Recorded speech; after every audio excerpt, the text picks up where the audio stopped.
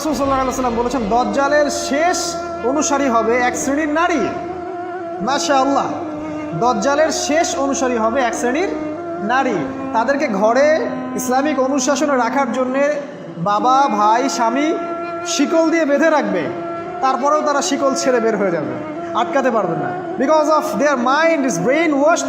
এ কারণে দেখা যায় তাদেরকে যখন কোনো বিধানের কথা আপনি বলবেন, তাদের এই উদ্ধত মাথাটা আল্লাহর বিধানের সামনে অবনত হতে চায় না, বিভিন্ন যুক্তিতর্ক তারা দেয়। এই কারণেই তাদের সংখ্যাটা জাহান্নামে বেশি হবে। আরও কারণ আছে, রাসূল বলেছেন সারা জীবন তাদের জন্য করবেন। স্পেশালি তাদের উদ্দেশ্য করে বলছি যাদের অ্যাফেয়ার আছে। যতই করেন, যত কিছুই করেন না কেন, আপনি যদি তাকে ভোগ বিলাস এবং পার্থিব সুখ শান্তি দিতে না পারেন, সে আপনাকে চিনবে না এক সময়।